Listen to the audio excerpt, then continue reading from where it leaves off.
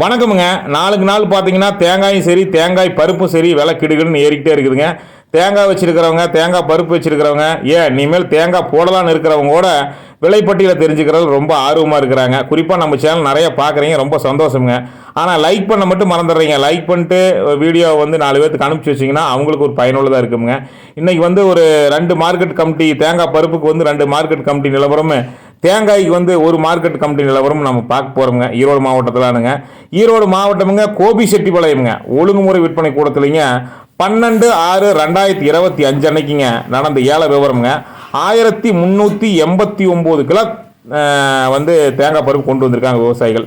இதில் கிலோ ஒன்றுக்கு அதிகபட்ச விலையாக 236 ரூபா 27 காசுக்குமே, குறைந்தபட்ச விலையாக 233 ரூபாய்க்குமே, சராசரி விலையாக 235 ரூபா 57 காசுக்கு விலை போயிருக்குதுங்க.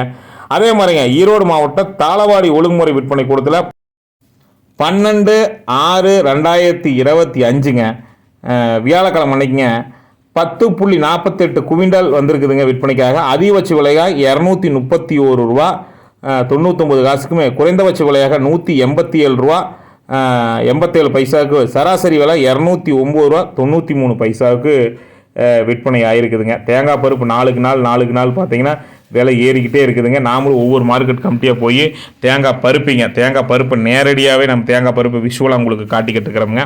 அதே மாதிரி ஈரோடு மாவட்டம்ங்க பவானி ஒழுங்குமுறை விற்பனை கூடத்தில் தேங்காய் பார்த்தீங்கன்னா 1336 காய் வந்திருக்குதுங்க.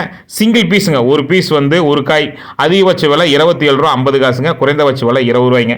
இதுக்கு முன்னாடி வரைக்கும் நாம் ஒரு கிலோ கணக்கில் தான் நம்ம விலை சொன்னோமுங்க. இன்றைக்கி தான் முதல் பவானி ஒழுங்குமுறை விற்பனை கூடத்தில் ஒரு கிலோ இல்லைங்க, ஒரு காய் ஒன்று அதிகபட்ச விலை 27 ரூபா 50 காசு, குறைந்தபட்ச விலை 20 ரூபாய்ங்க. மறக்காம நம்ம சேனலை சப்ஸ்கிரைப் பண்ணி பெல் ஐக்கானை கிளிக் பண்ணி வைங்க. 4 விவசாயிகளுக்கு அனுப்பிச்சு வைங்க, அவங்களுக்கு பயனுள்ளதாக இருக்கட்டும்ங்க நம்ம சேனலுங்க. நன்றி, வணக்கம்ங்க.